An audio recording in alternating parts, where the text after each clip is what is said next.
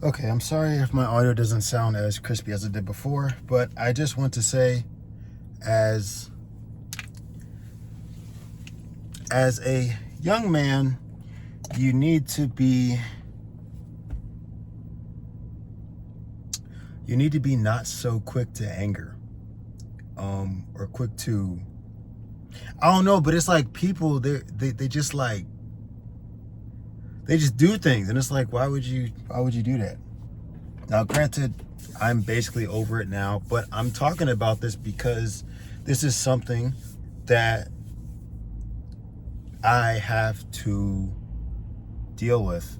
I'm currently trapped in the McDonald's parking lot. No thanks to how late I got my food, because something happened. There's fire trucks and ambulances and all that stuff over there. So basically what happened was, a guy got my food, a man got my food, or he got his order.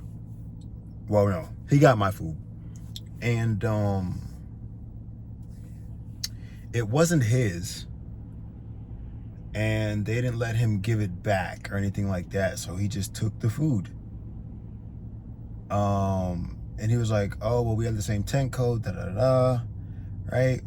But I asked him, I said, why didn't you pick up the tent, as you can see from the clip, because I have that tent. So he put the tent in, he put the tent code in, and he didn't take the tent. I was like, okay, that's weird.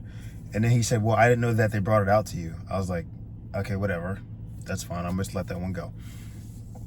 And he said, yeah, but it wasn't mine, but I couldn't give it back. So I was like, so you didn't know whose it was? And he said, no. And I said, okay, but you knew it wasn't yours. And he was like, well, yeah, I guess, yeah. What? Shouldn't your first logical thing to do would be to look for the person whose food that is? You see that I have 1044. Like,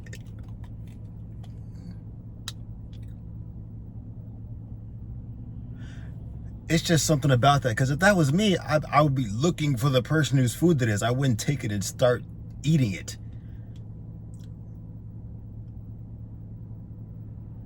By the way, those were the people that were laughing when I started recording, by the way. So it's ironic how that all worked out.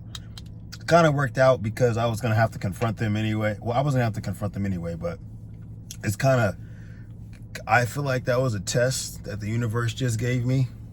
Because they were already laughing when I was recording, so that's a sign that you keep doing your thing. People are gonna laugh, whatever, right? And then that happened, so then I have to actually talk to him and confront, the guy or whatever. I was like, all right, cool, I confronted him. I didn't want to come off too aggressive, but at the same time, I also didn't care. But I also had to be careful because I already have a stigma because of this right here. So, as a young man, and as a young man of color, you have to be careful about how you handle things, because if I would have just handled it the way that I emotionally was going towards,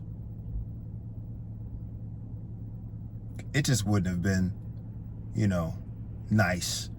But I have to be smart, I have to carry myself correctly.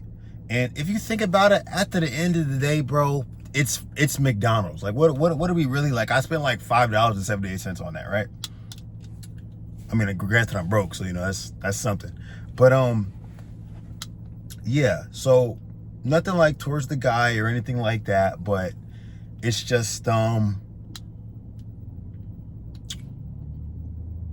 You just have to be careful about how you carry yourself and how you speak, because all that stuff matters, and it's already bad enough that we get a bad rap, and we have to try and unwrap ourselves out of that. So that's the end of day 122. I actually just left. I got my food. I didn't even want to sit down and eat anymore. There were people coming in there, and there was this couple next to me, and I would have been talking in the mic, and it just would have been, yeah. So that's my thing. It looks like this officer is coming up to my car, so I might be fucked.